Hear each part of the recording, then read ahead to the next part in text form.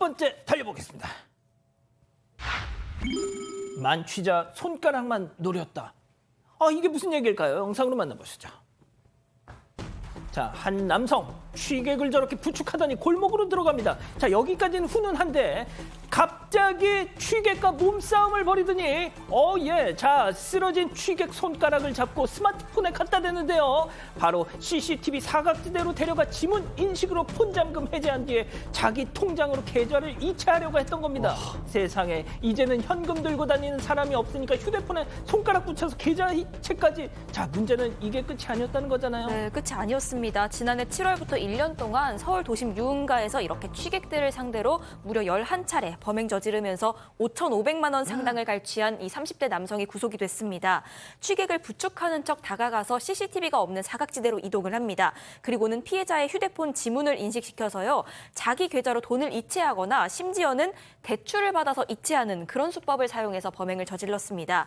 이뿐만이 아니라 이 피해자들이 만취 당시 상황을 제대로 기억하지 못하고 있었기 때문에요.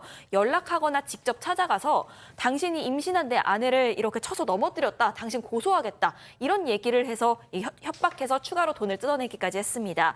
경찰은 유사 사건을 조사하던 중에 CCTV를 통해서 이 남성의 범행을 확인을 했습니다. 그리고 체포영장을 발부받았고요. 지난달 30일 설릉역 인근 노상에서 이 남성을 검거했습니다. 와, 박 변호사님, 네. 세상에 저 좀 보세요. 세상에 이걸 갖다 세상에 야, 대단합니다. 예.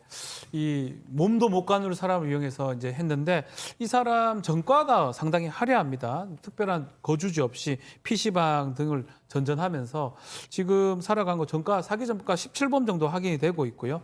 이 경찰 구속 상태로 검찰에 넘긴다고 하고 있고 여죄 수사도 진행 중이고 이런 범행이 이제 많이 늘어날 수 있기 때문에 세상에. 야간 순찰 활동 강하게 또 밝혔습니다. 이제 지문 못 쓰겠어요. 이게 무서워서. 알겠습니다. 자, 다음 또 이어가죠. 공포의 예행 연습입니다. 이게 무슨 얘기일까요? 당시 상황 영상으로 만나시죠. 박아! 아니, 그러니까 이거 알아. 자동적인 거거든, 이거? 아니, 근데 얘가 왜 가만히 서 있냐고, 야! 왜 가만히 서 있냐고, 확 튀어나오라고. 차 반응도 못하게, 말, 이거 내 차. 뛰어가서 죽여줄까? 너 좀 달리기 할래? 이게 지금 무슨 상황이에요, 지금? 네, 지금 저들은 일당이고요. 보험 사기 현장입니다. 지난해 5월부터 올해 초까지 20차례에 걸쳐서 고의로 저렇게 교통사고를 냈고요. 보험금 1억 4천만 원을 타낸 일당이 경찰에 붙잡혔습니다. 그런데 알고 보니까 그 주범이 20대 남성이었는데요. 평소에 알고 지내던 지적장애인 3명을 이렇게 차에 함께 태워서 데리고 다니거나 다른 차량에 뛰어들게 하는 방식으로 이렇게 범행에 동원시켰다는 겁니다. 심지어 여성 지적장애인에게는 채팅 앱 등을 통해서 100여 차례 이상 성매매를 강요했고요. 그 대금 1,000만 원 가량을 가로채기도 했습니다. 경찰은 이 주범 남성을 구속 송치했고 나머지 공범 10명 그리고 성매매에 연루된 남성 80명 정도도 입건해서 수사할 방침입니다. 자, 지금 양지열 변호사님 진짜 입이 떡 벌어주셨어요. 자, 세상에 이런 일이. 자, 교수님, 이런 사건 볼 때마다 정말 인간만큼 잔인한 동물이 없다. 예? 예, 사실 악질 중에 악질이다 이렇게 우리가 볼 수 있습니다. 아마 기억하시겠습니다만은 우리가 앵벌이라고 하는 거 기억이 나실 겁니다. 아마 요즘에도 뭐 있겠죠. 근데 이제 그 어린아이들이라든가 장애인들을 시켜가지고 국어를 시켜서 그 돈을 뜯는 그런 방법인데 지금 제가 보니까 저거는 범죄 진화네요. 그러니까 이제 실제로 이 피해 장애인들 같은 경우는 이번에 이제 밝혀진 바로 의하면 심리적으로 그 주범인 20대에게 상당히 심하게 의존을 했다라고 이제 밝혀졌는데 예컨대 내가 너희들 먹여 살리고 있지 않냐? 그러니까 우리는 공동 운명체야. 뭐 이런 식으로 아마 정신적 자학을 갖다가 해온 것으로 보이는데 아까 말씀하신 대로 정말 이거는 악질 중에 악질적인 그런 범죄다라고 봅니다. 진짜 저는 진짜. 자, 다음 또 이어가죠. 아유, 정말. 대체 얼마나 마신 겁니까? 감이 오십니까? 영상으로 만나보시죠. 자, 터널 지나는 저 차 주목해주세요. 갑자기 유턴을 하더니 터널에서 역주행을 합니다. 터널을 나오는데 야야야야야야야야야야야야야 겨우 피했어요. 마주오는 차. 자, 그러든지 말든지 계속해서 역주행을 하고 있는데 자, 결국 M1 차량과 저렇게 꽝 부딪혔습니다.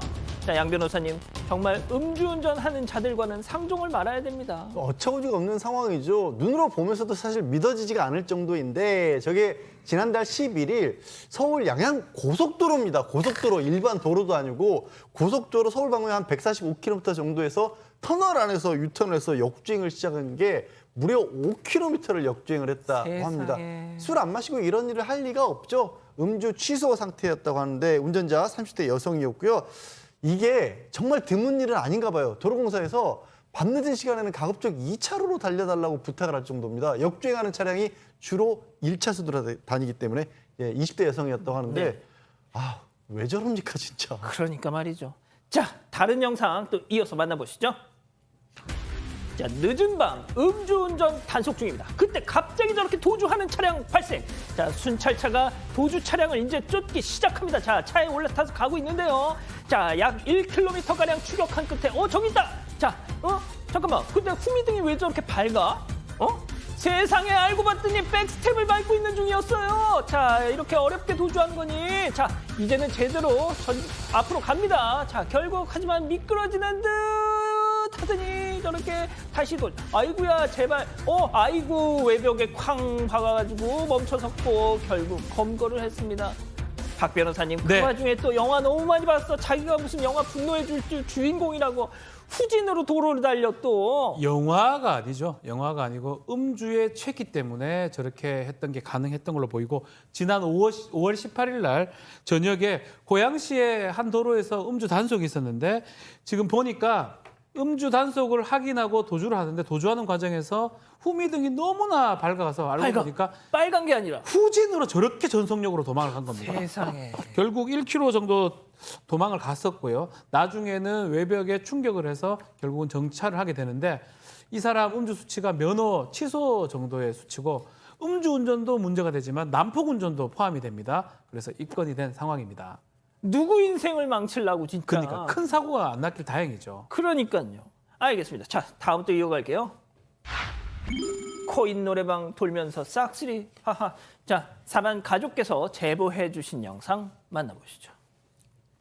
자, 어느 코인 노래방입니다. 한 남성이 카운터 앞을 서성이다가 저렇게 서랍을 오픈. 자, 뭔가를 찾는 듯 막 뒤적뒤적. 자, 바로 그때 카운터 금고에서 열쇠를 발견하고 금고를 저렇게 딱 키를 집어넣고 열고 현금을 꺼내서 왕창 탈탈탈탈탈탈. 자, 저거 어디다 바지 뒷주머니에다 쏙 넣고 뒷주머니에 쏙 넣고 이외에 저걸 또 금고 닫고 열쇠는 빼서 다시 제자리에다 놓습니다. 하지만 이걸 CCTV로 다 보고 있던 점주 딱 걸렸다 이놈아. 자, 신고받고 출동한 경찰들이 저렇게 반갑게 맞아줍니다. 자, 이 기자. 그런데 저 남성에게 피해를 본 노래방이 한두 군데가 아니었다는 거잖아요. 네, 아주 상습적이었습니다. 일단 저 영상은 지난 2일 아침 경기도 광주시 경안동의 한 코인 노래방인데요. 점주가 없는 틈을 타서 저렇게 카운터 금고에서 현금 31만 원을 가져갔습니다. 그 당시에 에어컨을 수리해야 해서 그 수리 기사님 들어오시라고 점주가 문을 열어놨다고 합니다. 그런데 기사님이 아니라 웬 수상한 남성이 들어왔던 거죠. 마침 점주가 저 장면을 CCTV로 보고 있었기 때문에 바로 경찰에 신고했고요. 10분 만에 검거가 됐습니다. 그런데 이 남성 알고 보니 중증 지적장애인이었습니다. 아이고야. 그래서 이 이유로 구금된 지 2시간 만에 보호자가 방문해서 석방이 됐습니다. 그런데 30분 뒤에 이 보호자가 계속 보고 있지 않았던 건지 모르겠지만요. 네. 지구대에서 불과 100m 정도 떨어진 또 다른 코인 노래방에 침입을 했던 겁니다. 그리고 이곳에서도 카운터 서랍에서 5만 원을 가져갔습니다. 해당 가게 오픈이 12시였는데 그 노래방 기계 업데이트에 시간이 좀 걸렸기 때문에 그 오픈하는 아르바이트생 들어오기 전에 미리 문을 열어놨는데요. 이 사실을 알았던 건지 그 빈 가게에 들어갔던 겁니다. 남성이 이 시간대 사람이 없다는 걸 좀 알고 있었던 건지 그 부분은 좀 의문이라고 전했습니다. 제보자에 의하면요. 이 남성은 이뿐만이 아니라 이전부터 서울과 경기도 수십 개 매장 돌아다니면서 절도하거나 절도 시도를 했습니다. 심지어 지난달 26일에도 안양에서 절도범으로 현장 검거가 됐는데요. 이때도 역시나 장애인이라는 이유로 풀려났고 그 이후에 또다시 같은 범행을 저질렀던 겁니다. 양 변호사님. 근데 이게 지금 경찰에서도 바로 훈방을 한 걸로 봐서는 진짜 중증인 모양입니다. 하지만 이런 경우에는 이제 관리하시는 보호해주분에게 법적 책임이 돌아갈 수도 있거든요. 이 부분을 좀 강조를 했으면 좋겠고 또 피해를 입은 분들이 너무 많다고 하시니까 저런 어떤 CCTV 영상 자료 같은 것들이 있어요. 그걸 좀 모으게 되면 그러니까 처벌을 해야 되는 수준인지 아닌지를 좀 판단하는데 도움이 될 것 같은데 저 아까 영상으로 봤었을 때는 지적장애인이라고 보기에 너무 능숙한 그러니까요. 그런 모습이거든요. 하여튼 좀 뭐 단정 짓기는 어렵습니다만 그냥 두기에는 위험한 상태로 보인 거예요. 그러니까 말입니다. 아, 예. 자, 다음 이어가죠. 라바콘 두고 가신 분, 좀 황당한 영상 준비했는데요. 만나보시죠. 자, 비가 추적추적 내리던 날, 바로 불박차 빨간불 받고 정지선 스톱. 자, 그런데 오른쪽 저 인도 남성, 저 동그라미 남성 라바콘을 들고 오더니 차 앞에다 살포시 내려놓고 자기 갈 길을 갑니다. 이거 뭐야 이거?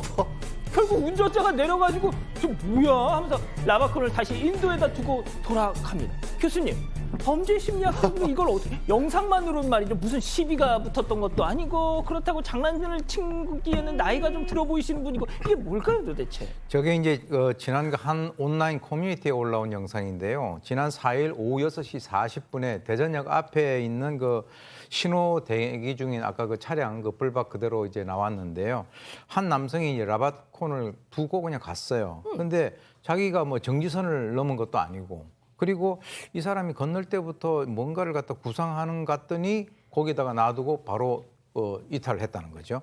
제가 봤을 때 상당히 정말 이 그 운전자 입장에서는 황당하게 이를 데 없는 것인데 제가 봤을 때는 아마 저 사람이 상당히 좀 저런 행동을 통해 가지고 뭔가 자기는 오늘도 한 건을 했다. 그래서 이게 낮은 자존심, 자존감을 어떻게 보면 저런 식으로 좀 채우려 한 것은 아닌가. 왜 그러냐면 라바콘을 앞에 놔두고 가면 어차피 그 운전자가 바깥에 나와서 그걸 치워야 앞으로 갈 수 그렇죠. 있지 않습니까? 그러니까 자기는 그렇게 어떤 한 사람을 갖다가 움직일 수 있었다. 이렇게 생각을 했을 수도 있어요. 그래서 요즘 보니까 어린아이들도 하지 않는 그런 짓을 하는 정신적으로 상당히 성숙되지 못한 그런 어른들이 가끔씩 저렇게 보인다. 그러니까 말이죠. 좋습니다. 자, 마지막 사연으로 가보죠. 난데없이 시어머니가 뿅 무슨 얘기죠? 네, 상의도 없이 시어머니에게 집 비밀번호를 알려준 남편 때문에 당황했다는 사연입니다. 이들은 신혼부부고 아내는 곧 출산을 앞두고 있는데요. 얼마 전에 산책 다녀와서 너무 더워서 잠깐 샤워를 하고 있었다고 합니다. 그런데 갑자기 누군가가 현관 비밀번호를 누르기 시작한 거죠. 그 시간대가 남편은 출근했을 시간대여서 누가 왔나 싶어서 너무 놀라서 옷을 챙겨 입고 나왔는데 알고 보니까 시어머니가 반찬을 싸들고 오셨던 겁니다. 어떻게 비밀번호 알고 들어오셨냐 물어봤더니 아들이 얘기 안 했냐면서 출산 앞두고 혹시 무슨 일 생길까 봐 한 번씩 가보라고 비밀번호를 알려줬다는 겁니다. 마침 반찬 가져다 주려고 전화를 했는데 안 받길래 걱정이 돼서 오셨다고 하는데요. 며느리가 너무 당황해하니까 일단 시어머니가 사과를 하셨습니다. 그렇게 돌아가시고 퇴근한 남편에게 도대체 어떻게 된 일이냐고 물어봤는데 너 위하는 마음에 어머니께 비밀번호 알려드린 건데 그게 그렇게 잘못된 거냐 이렇게 되물었다고 합니다. 하지만 아내는 이렇게 상의 없이 비밀번호 알려준 점에 대해서 남편에게 화가 나는 상황입니다. 그렇군요. 자, 기다리고 기다리셨던 푸처 핸즈업 타임 유튜브 JTBC 뉴스 채널과 사건 반장 독립 채널에서 동시에 스트리밍 되고 있는데요. 우리 가족 여러분들도 채팅창에 OX로 함께 참여해 보시죠. 먼저 아내입니다. 오빠, 지훈이 오빠 내가 얼마나 깜짝 놀랐는지 알아? 뱃속에 있는 네 애 떨어질 뻔했잖아. 아니, 미리 상의를 하든지 아니 상의를 해도 그래. 왜 어머니한테 우리 집 비밀번호를 알려줘? 우리 엄마가 마음대로 문 열고 와도 싫은데 이게 뭐 하는 짓이야? 동그라미. 아니 이럴 수가 지훈이 오빠. 자, 들어보세요. 남편 얘기도 들어보셔야 됩니다. 자기야 미안 완전 놀랬지? 라고 할 줄 알았지. 진짜 살다 야, 너 갑자기 무슨 일 생길까 봐 걱정돼가지고 엄마한테 좀 봐달라고 그랬다.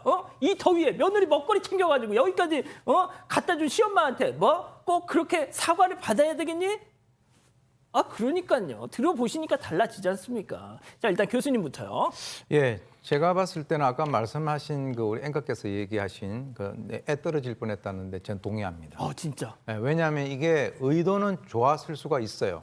그런데 그 과정이 부실했고 그 어떤 의미냐면 만약에 시어머니한테 그 비밀번호를 알려 줄 때는 이 자기 아내에게 얘기를 해서 상의를 해야 됩니다. 그러면 아내 입장에서는 괜찮다. 어머니 괜히 그렇게 오시고 하면 내가 부담스러우니까 안 해도 된다. 또는 그러면 좋지라고 했었으면 문제가 안 됐겠죠.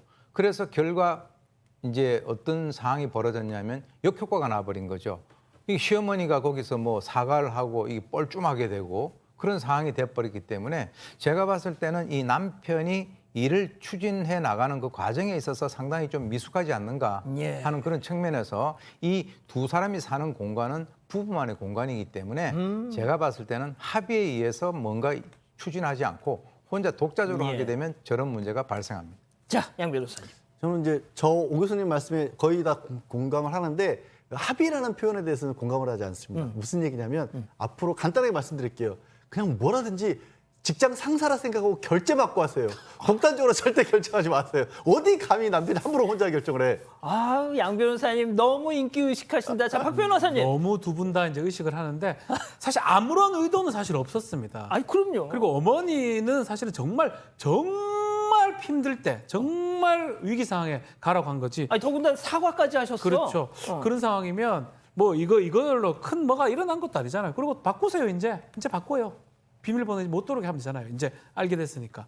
그러니까 이거 가지고 너무 남편을 몰아붙이는 거는 저는 좀 가하다 생각이 됩니다. 아유, 좋습니다. 악역을 맡아주셨고. 자, 이 기자, 우리 가족 여러분들은요? 네, 일단 로켓은 너구리님, 어머니는 사과를 하셨는데 아들이 너무 잘못했네요 하셨고요. 김나연님, 저도 집에 혼자 있을 때 누가 비밀번호 눌러서 너무 놀랐던 기억이 있습니다 하셨습니다. 장현정님도 의도는 좋은데 과정이 부실했다 하셨고요. 사군자님, 하지만 다른 의견 주셨습니다. 다 생각해주는 건데 며느리가 너무 행복에 겨웠다. 이런 의견도 주셨네요. 그렇군요. 이 사건의 진실을 추적하고 싶으십니까? 그렇다면 사반 채널을 구독해주세요. 지금까지 이자연 기자였습니다.